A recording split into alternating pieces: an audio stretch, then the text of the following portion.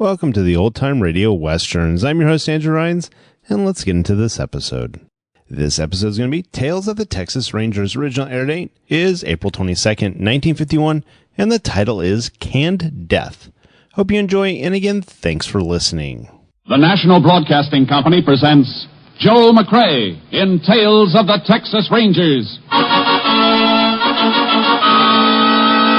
Tonight, transcribed from Hollywood, another authentic reenactment of a case from the files of the Texas Rangers.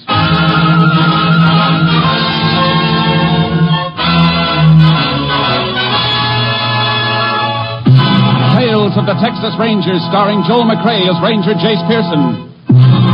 Texas, more than 260,000 square miles, and 50 men who make up the most famous and oldest law enforcement body in North America.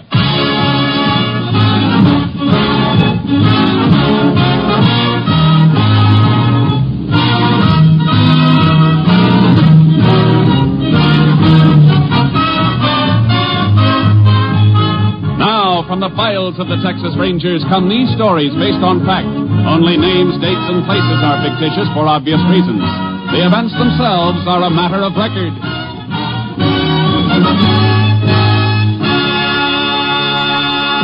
Case for tonight, Canned Death.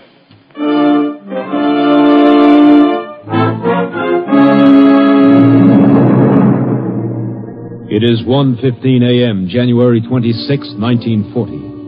Bob Farragut, a rancher, comes awake slowly. As his eyes open, a wave of nausea sweeps over him, and he breaks into a cold sweat. He throws back the covers, staggers to his feet, noticing that his wife has left her place beside him. May? Where are you? May? What's the matter? Why are you out of bed? Oh, Bob.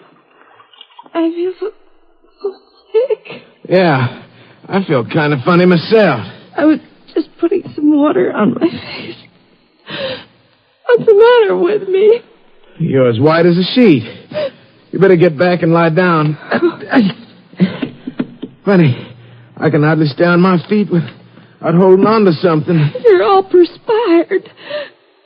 Oh, Bob, what can it be? I don't know. Unless we're all coming down with the flu or something. Kids acted kind of funny before they went to bed. I was up with them about 11 o'clock.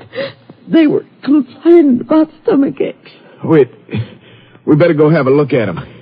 If they feel like we do, I'm going to call the doc.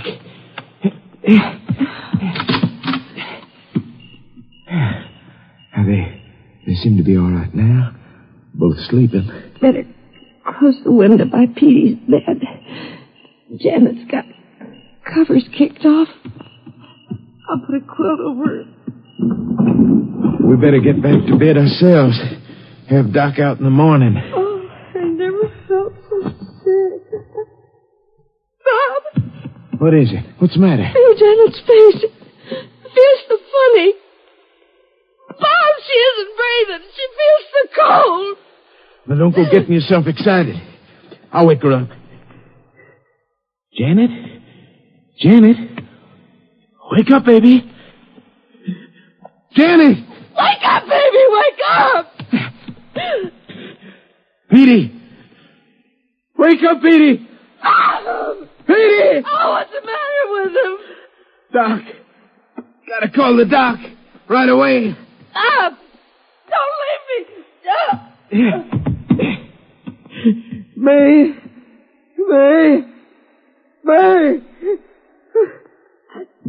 Gotta get help. Get somebody to help. Gotta get downstairs to the phone.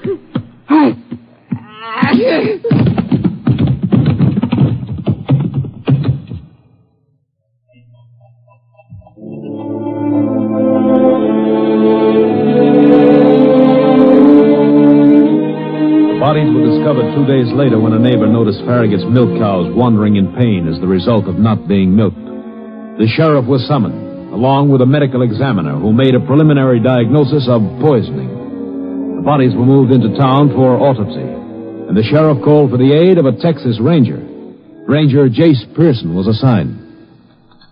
Everything in this medicine cabinet seems to be innocent enough, Jayce. Your deputy checked the garbage cans and refuse bins? Yeah, no empty bottle of any kind, just a few cans, vegetable peels, stuff like that. I'll need some wrapping to pack these bottles in so they can be flown to the lab for examination. Probably find what you need downstairs. Jayce, I've been in office 9 years, and this is the dirtiest killing I've ever had. You seem pretty sure this wasn't an accident. Not with kids being affected. Farragut's are mighty careful people. Car pulling up outside. Yeah, it must be the doc with the autopsy report. No, Sid Mack. Farragut's partner in this range. Who did it, Sheriff? Sid, if I knew that, I wouldn't be standing here. We gotta do something about this. I don't want anybody getting away with it. You can post a $5,000 reward for the killer in my name. Make it 10. Make it anything I got. Take it easy, Sid. I know how you feel. Sheriff tells me you own half this place. That's right, Ranger. How come you haven't been out here in a couple of days? Well, I don't live on the place. It was just an investment to me. I got a hardware store in town. Live in there. I see. You know anybody who was packing a grudge against the Farraguts? Against Bob and May and those kids? It'd take a madman to want to hurt them. Oh, Jayce, that's Doc's car coming now. Good. Oh, why does everything take so long? Everybody's standing around waiting instead of doing something. There's no point in doing anything until you know what you're doing. When Doc tells us what killed the Farraguts, we'll have something to trace. Well, I'm sorry, Ranger. It's all right, Mr. Mack. Howdy. Howdy, Doc. You know Sid. This is Ranger Pearson. Hello, Sid. Hello. Hey, Ranger. Yeah, the results of the autopsies are kind of surprising, Sheriff. Death in all 4 cases is accidental. Accidental? No doubt about it. Deaths were caused by botulism. What's that? It's the result of improper home canning. Stomach contents showed the Farraguts had made their last meal on green beans, potatoes, and canned sausage meat. There's nothing in that to kill him. Yes, there is, Mr. Mack. The doc's right. Canning meat at home is tricky business, Sid. Should be done under steam pressure at high temperature. If it isn't, bacteria forms, and it's plenty deadly. You sure that's what killed him, Doc? Bacteria was unmistakable, Sheriff. It was the sausage meat. Nothing else. Guess we should be thankful in a way. It's nice to know it wasn't murder. Dead. Just from sitting down to a meal. And they're all dead. Well, Jayce, looks like I brought you down here for nothing. I don't know, Sheriff. Looks like we've got a real job on our hands anyhow. What do you mean, Ranger? The sheriff and I have fine-combed the house. There's nothing in there that's home canned and no equipment for home canning. Hey, that's right. All we did find was one canning jar on the kitchen drain board. Must have been washed out along with the dishes from the last meal ate. Are you sure of that? Wasn't even a steam boiler big enough for home canning. And a woman doesn't just put up one jar. She cans in batches, and the whole batch might be contaminated. Women do pass out samples of their home canning to neighbors and friends. That jar must have been a gift. Quite a gift. Like a stick of dynamite with a lighted fuse. Somebody around here must have a pantry full of poison, and they don't know it. You mean what happened to the Farraguts could happen to somebody else? It will happen to somebody else if we don't find out where that sausage meat came from, and fast. Sheriff, you better get all your deputies and a bunch of volunteers out here right away. We'll need them to make direct contact with anybody in the area who can't be reached by phone. We've got to warn anybody that may have given the Farraguts that sausage meat. I'll call them right away. Ask the phone company to put on a staff and make calls to every listing. Right, Jayce. Is there anything I can do, Ranger? You got your car. You can take an area when the sheriff and I map it out. I can help you there. I'd rather use you in another way if you don't mind, Doc. Drive into town, go to the newspaper and the local radio station, ask them to get out a warning. Right. You want me to come back, then? No, you better stand by in town and pray that we don't bring in another case for the hospital or the morgue.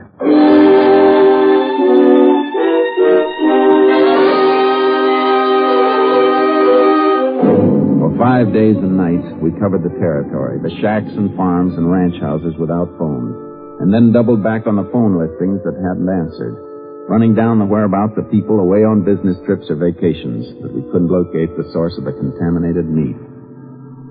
If only somebody'd come forward and admit that they canned the stuff the Farraguts ate, we'd know we were safe. They may be afraid of being held responsible for the deaths. It is something to wonder about. Well, we're almost back to my office. Maybe one of the other men has left a report.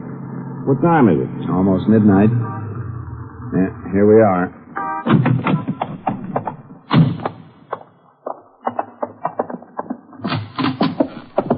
Oh, howdy. Howdy. You Sheriff England? That's right. This is Ranger Pearson. Hello? What can I do for you? My name's Burton. I just came down from Dallas. I'm an investigator for the Midland and Frontier Insurance Company. We understand that you're still investigating the death of the Farragut family. Well, we're trying to find the source of the stuff that killed him, if that's what you mean. And this isn't a criminal investigation? No. Deaths were accidental. What's your interest, Mr. Burton? Well, Ranger, it is unusual for an entire family to be killed, except for a highway accident or a fire, some natural calamity. And the Farraguts are all heavily insured by my company. I'm just making a routine checkup before we pay the beneficiary's claim of $30,000. $30,000? You say your company insured all the Farraguts? That's right. $10,000 each on Farragut and his wife, $5,000 each on the children. All the Farraguts are dead, though. Who is the beneficiary? Mr. Farragut's partner, Sid Mack. Sid Mack. How long ago were those policies written, Mr. Burton? A little over a year ago, when the partnership was formed. That's the main reason my company wanted to make certain about your investigation. It's a matter of routine for partners to insure each other, but... But this involved Farragut's whole family. Yes. However, since there's no criminal investigation, we'll have to honor Mr. Mack's claim. Thanks for your time, Sheriff. Just a second, Mr. Burton. Yes? If I were you, I wouldn't recommend payment of that claim just yet. But the sheriff just said that there's no criminal investigation. There wasn't a minute ago, but there is now.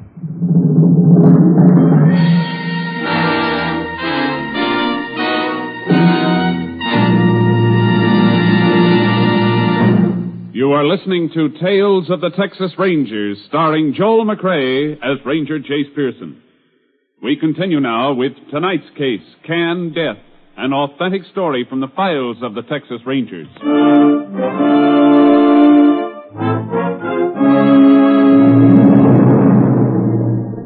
In the morning, Sheriff Kingman got a search warrant for Sid Mack's house.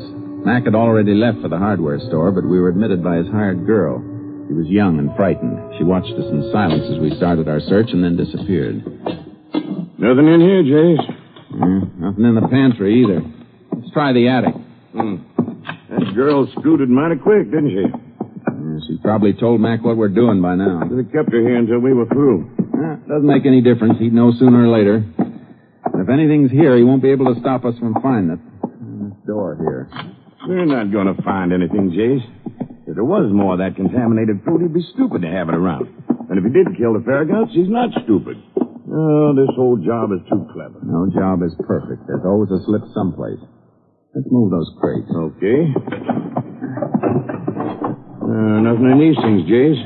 Better look in those barrels, too. Yeah. Hey, hold it.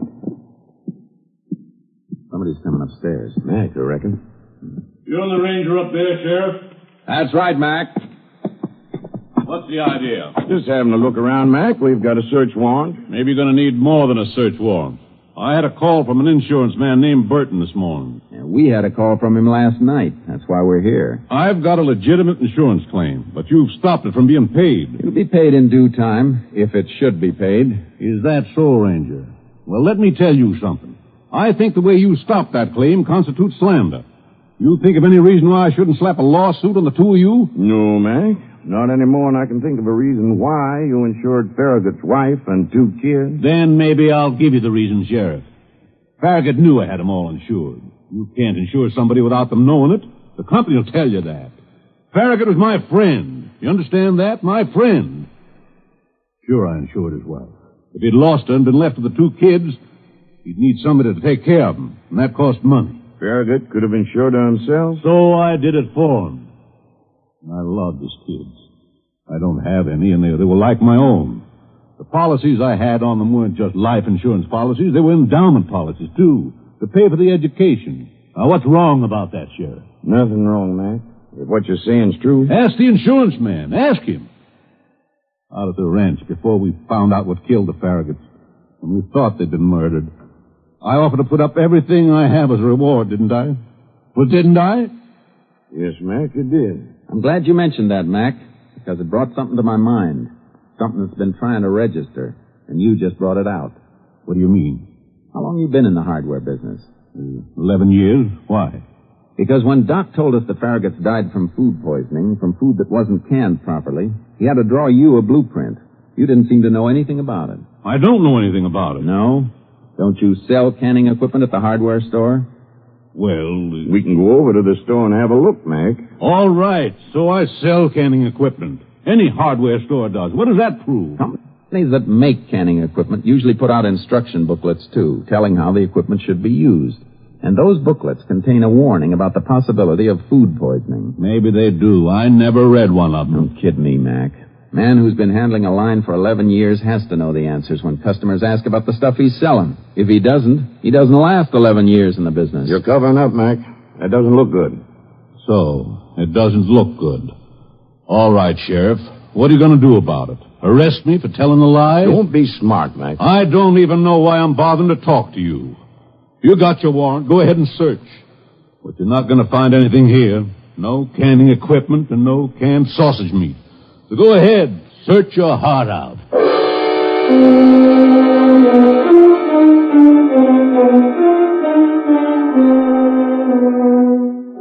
Mac wasn't hedging anymore. But having him out in the open made me feel uncomfortable. He was too defiant, too sure of himself. We finished our search, but we found nothing. Started back for the sheriff's office. He knows something about those desks, Jayce. Practically told us so, right to our faces. I know. We can't prove anything. Yeah, he could have brought canning equipment home from the store, could have taken it any place, then ditched it when he was finished. He'd need more than just the equipment, Sheriff. What? Hog meat? Might have bought a hog or had one butchered at some farm around here. But which one? We checked every house in the territory once, warning them about the meat. I reckon we'll have to check them again from a different angle. Be a job. Some folks off in the backwoods keep a hog or two. We'll check them all. I'm towing a double horse trailer. We can load your mount in with charcoal in case we need them for the woods or hill country. Matter of fact, places off the beaten trail might be our best bet. I know it's got to be done, Jayce, but even if we find a place, can't jail them for buying hog meat. Just the same, it's our next step. And it might be the step that starts Mac on his way to a cell.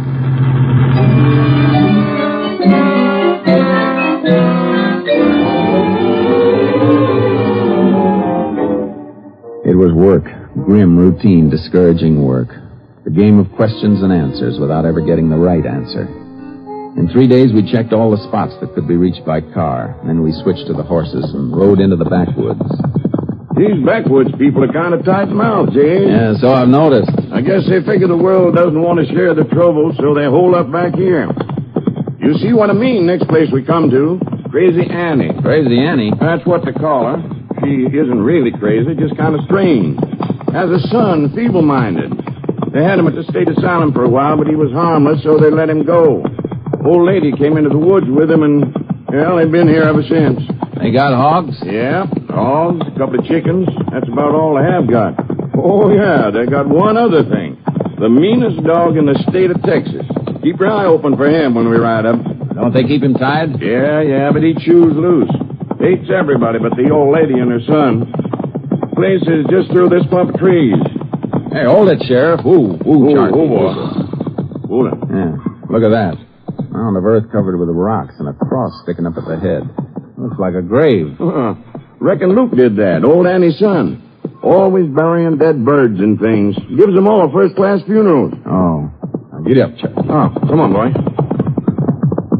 There's Luke now. Luke! Yeah. You scared him. He took off for the woods like a jackrabbit. Yeah, never know how he's going to act. I don't see any dog anyplace. No. First time I come here that he hasn't tried to sample my pants. Oh, there's the old lady coming out of the shack now. Yeah, I see her. Oh, Sharky. Howdy, Annie. You frightened my Luke.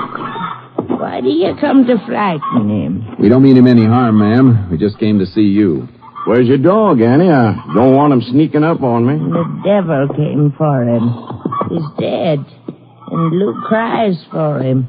He's afraid in the night without the dog. Maybe you're just as well off, Annie. That hound might have turned on you sometime. How are the hogs coming? See, the sow has a new litter. Yeah, those sucklings ought to make good canning. Maybe you got some canned meat that I could buy. I ain't got nothing canned. Not until the butcher. That's true, Jayce. Ford checked her shelves when we were warning everybody. I see. You ever give any canned sausage meat to the Farraguts? I never give 'em nothing. Why are people always asking me that? You know the Farraguts are dead, don't you, Annie? Yeah. If you never gave anything to the Farraguts, did you ever give or sell any canned sausage to Sid Mack? or any hog meat, or even a live hog. Well, did you, Annie? You got a right to sell what you own. I don't know the man you talk about. Now, don't lie to us, Annie. We're friends. You know that, don't you? I never sold him nothing. I never did. He never come up here. All right, Annie. Want to ride on, Jayce? No sense trying to catch Luke. When he's scary like he is today, he can't even talk. Yeah, let's go. Goodbye, ma'am. Goodbye, Ann. Up, Chart. Up, boy. Of course, it's hard to tell with anybody like that, Jayce, but she seemed to tighten up when you mentioned Sid Mack. She did. Her hands started to work nerves. And the boy Luke ran when he saw me. Of course, he's done that before. If they can give us any information, it isn't going to be easy to get. I got an idea. Maybe a wrong one, but it's worth a shot. Let's turn back for town. Come on, Charlie. Come on, boy. Come on. You going to tackle Mac again? No. I want to see the doctor.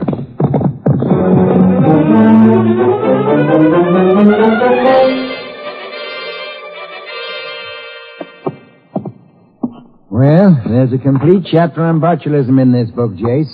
Now, what was it you wanted to know? This food poisoning from improper canning, Doc, does it always happen? I mean, if the batch wasn't cooked the proper length of time, or if it wasn't sealed under the proper steam pressure, would it necessarily be poisoned? No, not necessarily. It could be all right.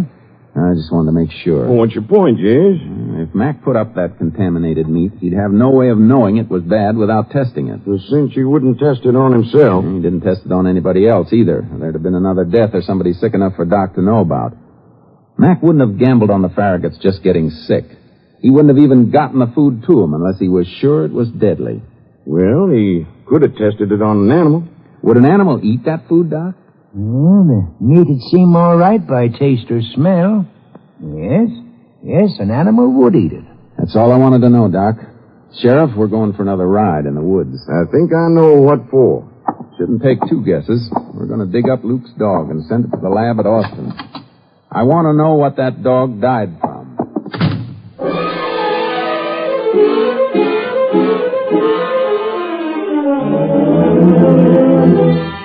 We took Deputy Ford with us to stay on guard and keep old Annie and Luke from leaving their shack. We dug up the dog and sent it to Austin.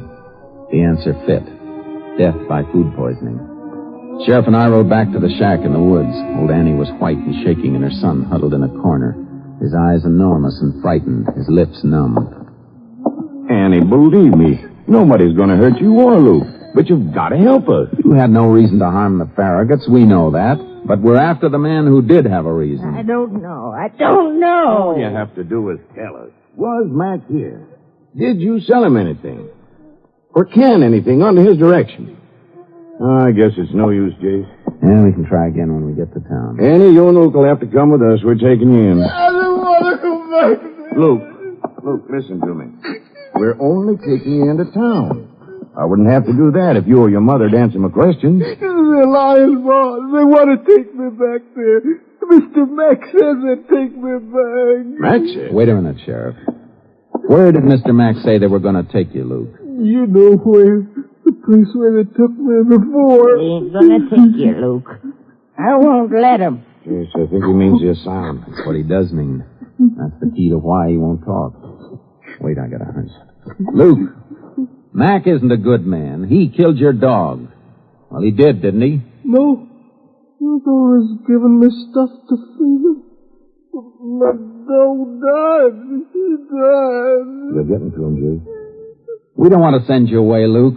Mac lied. He's the one. He wants to send you away. No, he tried to help me. He told me who was trying to have me sent back there. It was Mr. Farragut, that's who. Don't tell him, Luke. Don't say any more. You better let him talk, Annie, because if Mac didn't kill the Farraguts, then Luke did. He didn't. He didn't mean to. He didn't know what he was doing. Mr. Mac said I should be nice to Mr. Farragut and his wife. Then they wouldn't send me away. What do you mean by telling you to be nice? He said I should go and bring him a present. He gave me the present to bring. Something nice for them to eat. Something in a jar? Something canned? Yeah. The same kind of stuff he always kept giving me to feed my dog. My dog died, and Mr. Farragut and his lady and the little baby, they died too. That's it, Jayce. Nick and him an accessory to the murder of 4 people. I know. But with Luke's background and with a smart defense attorney in court scaring him and confusing him, Luke's story wouldn't hold up. Mac would get away with it. But what else can we do? Gotta find the rest of that food and prove it passed through Mac's hands. He had a batch of it, kept feeding the dog samples until he found a jar that was deadly. Annie, your boy's in trouble. You know that, don't you? Leave him alone. How much of that stuff did Mac bring up here? A lot. He kept it hid someplace in the woods, except in what he fed the dog. He didn't tell us why. And after the dog died, that's when he got the jar from his hiding place for Luke to take to the Farraguts, wasn't it? Luke never knowed what killed the dog till after. No. Mr. Farragut thanked me and he gave me $50. And later, she smiled at me. It was pretty. Luke, do you know where Mac hid that food? Did you see him digging any place? Did you follow him? I never knew where he kept it. He always went over the hill, way over where it's all rock. That rock formation across the gully, Jayce, about a mile from here. Think he left the stuff there? It wouldn't be safe for him to cart around. He had to leave it someplace. Come on. We're going to need more men, Sheriff. We may have an all-night digging party. Forward! Yeah, Sheriff. Just water and the horses. Well, hop on your pronto and head for the nearest ranch.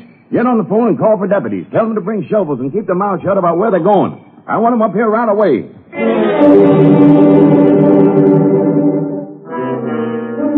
We dug by flashlight and torchlight. Finally, we found it.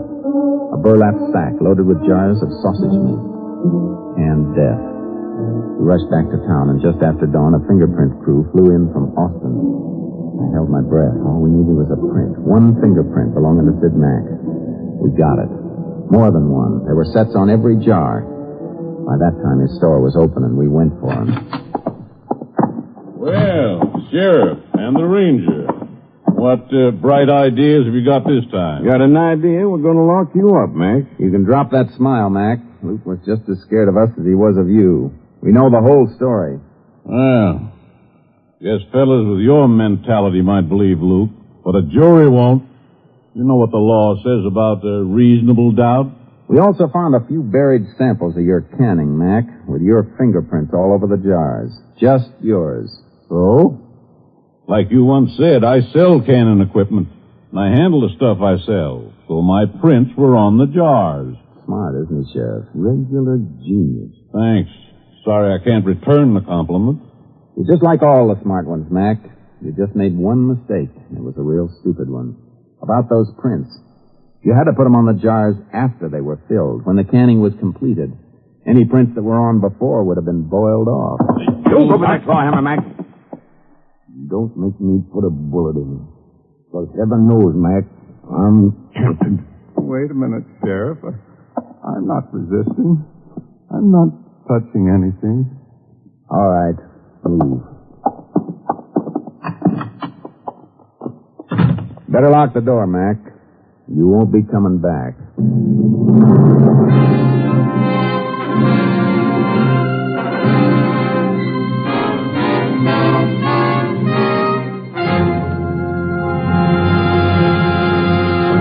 Sid Mack was brought to trial on August 3rd, 1940. He was convicted of premeditated murder, and on April 19th, 1941, he died in the electric chair. Next week, Joel McCrea in another authentic reenactment of a case from the files of the Texas Rangers.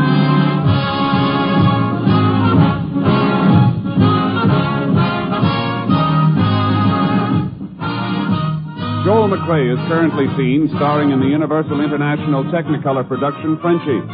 Tonight's cast included Tony Barrett, Paul Frees, Virginia Gregg, Will Wright, Ken Christy, Joe Forte, Edmund MacDonald, and Don Diamond. This story was transcribed and adapted by Joel Murcott, and the program was produced and directed by Stacy Keach. Hal Gibney speaking.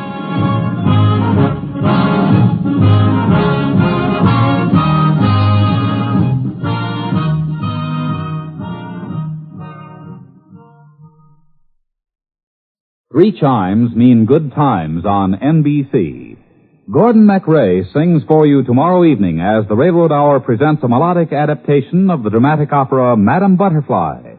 Gordon's guest for this Railroad Hour presentation is lovely soprano Nadine Connor. And your Monday of music tomorrow also includes a concert by the voice of Firestone with guest artist Eugene Conley.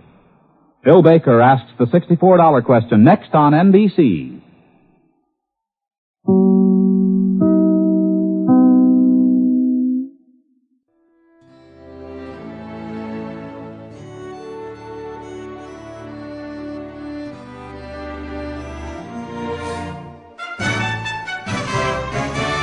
This has been a presentation of OTRWesterns.com, and we hope you enjoyed. Please take some time to like and rate our shows in your favorite podcast application. Follow us on Facebook by going to OTRWesterns.com/Facebook.